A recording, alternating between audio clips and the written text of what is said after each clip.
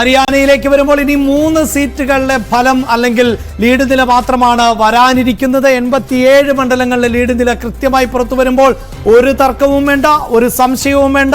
ഹരിയാന ഇതാ 10 വർഷത്തിന് ശേഷം കോൺഗ്രസ് ഭരിക്കാൻ പോകുന്നു.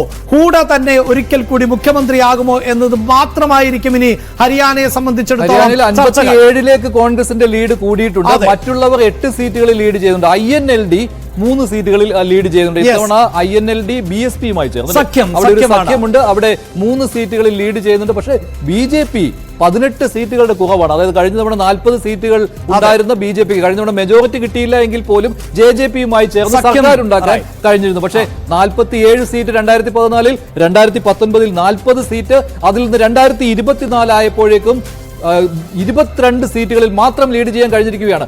മുഴുവൻ സീറ്റുകളുടെയും ലീഡ് നില ഹരിയാനയിൽ വന്നു കഴിഞ്ഞപ്പോഴാണ് 57, ചിലപ്പോൾ 57 അല്ല 60-ൽ കൂടുതൽ സീറ്റുകളിലേക്ക് കോൺഗ്രസ് ഹരിയാനയിൽ വരാൻ സാധ്യതയുണ്ട് എന്നാണ് എക്സിറ്റ് പോളുകൾ പറയുന്നത്. BJP 20-ലും താഴെ പോകുമെന്ന് ഇപ്പോഴത്തെ കണക്ക് വെച്ച് നോക്കിയാൽ അതും സംഭവിക്കാൻ പറ്റാത്ത കാര്യമല്ല.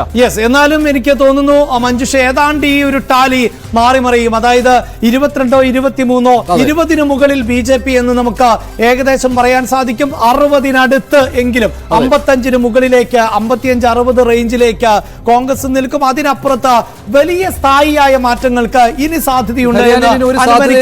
അവിടെ ആഘോഷങ്ങൾ തുടങ്ങി. നേരത്തെ തന്നെ AICC ആസ്ഥാനത്ത് ഡൽഹിയിൽ ആഘോഷം തുടങ്ങിയതാണ്. അതുപോലെ അതിന്റെ പാരമ്യതയിൽ എത്തി നിൽക്കുകയാണ്. ഹരിയാനയിലും ആഘോഷങ്ങൾ തുടങ്ങി കഴിഞ്ഞു. ഇനി ആരാണ് മുഖ്യമന്ത്രി?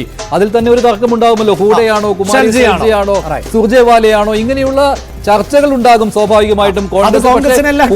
സാധ്യത. പക്ഷേ ഈ ദളിത് വോട്ടുകൾ കോൺഗ്രസിന് സമാഹരിക്കാൻ കഴിഞ്ഞിട്ടുണ്ടെങ്കിൽ അവിടെ കുമാരി സെൽജിയുടെ സാന്നിധ്യവും വളരെ പ്രധാനമാണ്. അങ്ങനെ ഹരിയാനയിൽ ഒരു പുതിയ മുഖം മുഖ്യമന്ത്രിയായി വരുമോ എന്നുള്ളതും അറിയാനുണ്ട്. കോൺഗ്രസ് അങ്ങനെ ഒരു പരീക്ഷണം നടത്തുമോ മുഖ്യമന്ത്രി? ജാതി സമവാക്യങ്ങൾക്ക് കൃത്യമായ ഇടമുള്ള ഹരിയാനയാണ്. ആ രാഷ്ട്രീയ ഭൂമികയിൽ അതുകൂടി കണക്കിലെടുത്തുകൊണ്ട് മാത്രമേ സർക്കാർ രൂപീകരണ ചർച്ചകളുമായി മുന്നോട്ട് പോകാൻ സാധിക്കുള്ളൂ. ഒരുപക്ഷെ മുഖ്യമന്ത്രി, ഉപമുഖ്യമന്ത്രിയൊക്കെ പോലുള്ള പദവികളിലൂടെ ആയിരിക്കാം ആ ജാതി സമവാക്യങ്ങളെ ഇനി കോൺഗ്രസ് തൃപ്തിപ്പെടുത്താൻ പോകുന്നത് എന്ന് വേണം മനസ്സിലാക്കാൻ. എന്തായാലും കണ്ണുകളും ജമ്മു കാശ്മീരിലേക്ക് മാറുകയാണ്. 41 സീറ്റുകളിൽ ഇപ്പോഴും ലീഡ് നിലനിർത്തിക്കൊണ്ടു പോകാൻ കോൺഗ്രസ് NC സഖ്യത്തിന് കഴിയുന്നുണ്ട്. ശ്രീ മോഹൻ വർഗീസ്